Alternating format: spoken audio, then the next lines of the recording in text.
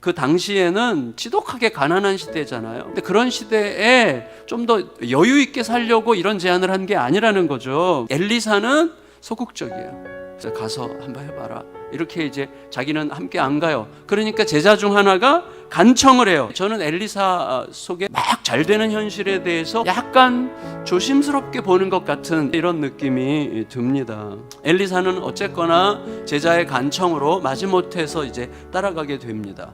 여러분, 부흥하는 건 좋은 거잖아요. 그렇지만 반대로 대단히 노골적인 핍박의 시대에는 위험할 수 있는 게 성장이죠. 당시의 집권자는 여전히 이세벨이에요. 그러니까 바알 선지자들이 대거 제거되는 갈멜산 사건 때문에 이제 순간적으로 많은 사람들이 몰려온다고 할지라도 여전히 이세벨이 왕비로 건재한 상황이고, 선지자 학교의 부흥이라고 하는 것은 영광이기도 하지만 위험을 내포하는 일이었단 말이죠. 제자들이 주도적으로 계획한다는 것은 기특하게 여겨질 수도 있는 거잖아요. 하지만 그게 과연 그 시대에 하나님께서 원하셨던 건지는 알 수 없는 거죠.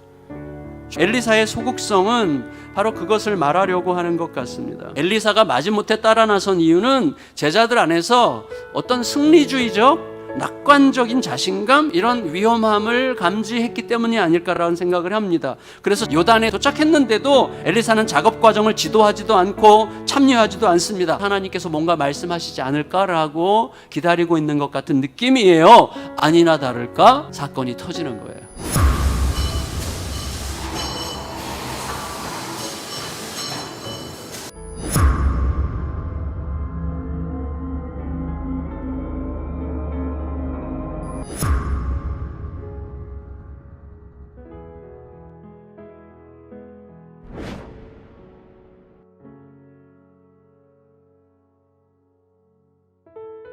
이 작업을 시작하자마자 도끼를 잃어버렸다는 것은 단지 빌려온 물건을 잃어버렸다는 정도가 아니죠. 과연 하나님께서 함께 하시느냐를 물을 수밖에 없는 상황이죠. 근데 이때 엘리야가 취한 방식이 매우 독특하죠.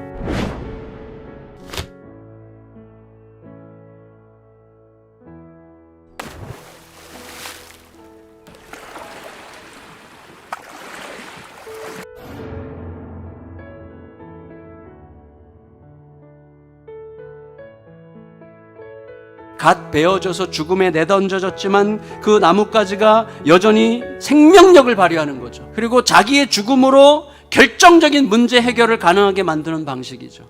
하나님의 나라는 커가는 힘과 영향력을 기뻐하고 그 힘과 영향력을 더 확보하려는 열망으로 세워져가는 나라가 아니죠.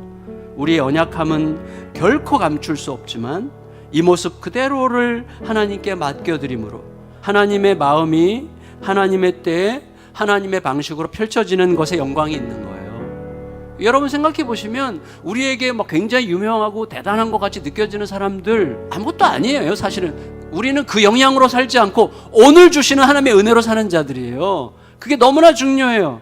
내 존재감, 내가 속한 일과 내가 속한 교회의 존재감과 영향력이 커지고 확장되는 것을 하나님 나라의 확장인 것처럼 생각하지 않는 게 너무나 중요해요. 하나님의 진정한 영광은 선지자 학교 확충에 있는 게 아니었어요. 오히려 선지자 학교 입학생이 폭발적으로 증가하는 현상에 대해서 어떻게 할 건지를 하나님께 물어야죠. 허락하시지 않으시면 끝까지 기다리고, 허락하시면 좀 움직이고, 움직이다가 안 되면 또 기다리고, 뭐 그러는 거 아니겠어요?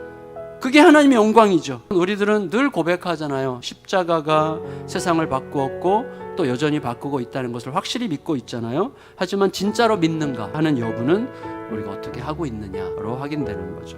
하나님께서는요, 강함의 상징 쇠도끼가 물에 빠지는 것을 막지 않으셨어요. 대신에 약함의 상징인 꺾인 나뭇가지가 쇠도끼를 물에서 끌어올리게 하셨어요. 나뭇가지가 하나님의 손에 들려지는 게 너무나 중요합니다. 약함의 상징인 십자가가 만물을 새롭게 하듯이 하나님의 손에 들려진 약한 나뭇가지가 절망을 희망으로 바꾸었고 모든 것을 새롭게 시작할 수 있게 하셨던 것입니다.